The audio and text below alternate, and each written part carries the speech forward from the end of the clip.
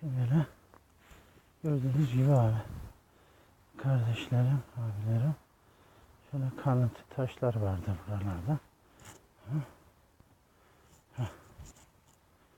Şöyle göretsiz diye çevirdim. Şurada çok eski zamanlarda bir yol geçirmişler burada. Yangın.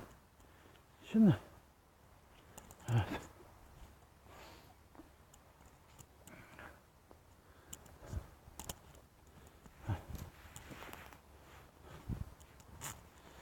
Şöyle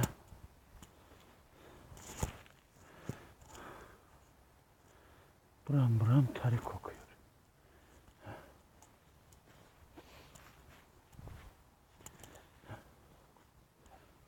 Deminki yer nasıl bir şeydi?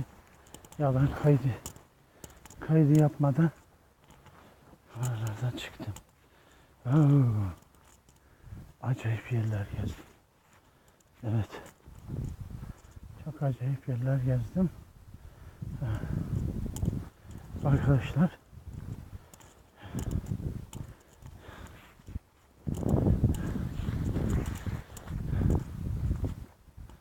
Şurada ne var? Şurada sanki bir şey yıkılmış. Bak. Aralarda böyle şeyler vardır. İşte.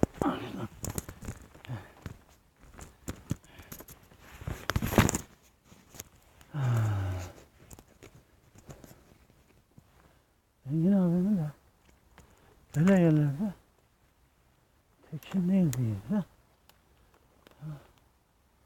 Şöyle kamerayı uzatıyorum.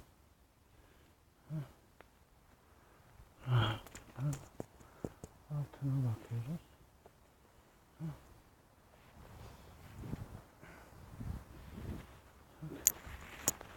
Acayip bir yerde.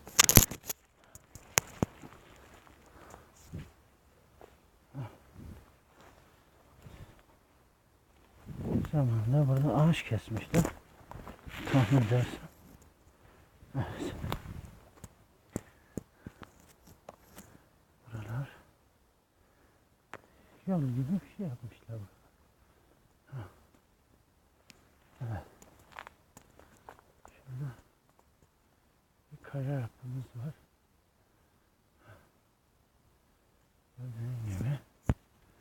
Şimdi buraya çıkmak istiyorum ama nereden çıkacağım? Şuradan mı gitsem acaba? Ağaçların arasında. Oy. Ağaçların arasında gitmem lazım. Dur bakayım. Şurası da böyle bir yer.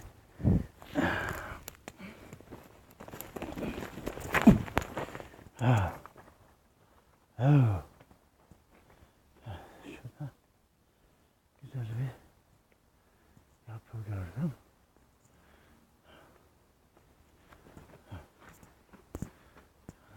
Görüyorsunuz. Var gibi bir şey var.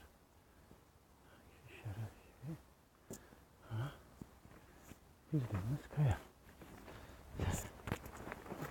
Bakıyoruz. Herhangi bir şey var. İşaret. Yok. Orada. Ama taş kaymış. Taş yapısındandır. Evet.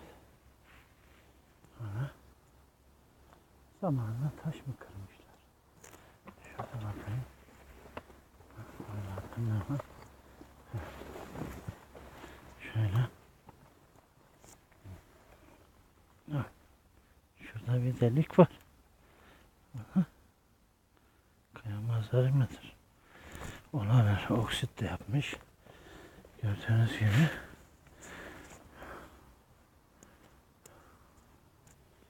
Tehlikeli. Üstümüze gelebilir. Böyle aslında arkadaşlar. İşte de böyle. Güzel. Harika bir yapı.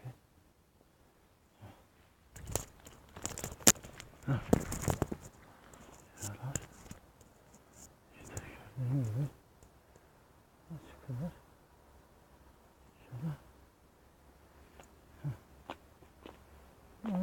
sanki boş tuttu. Evet arkadaşlar. Evet. Bu video biraz uzun oldu. Evet. Tekrar yeniden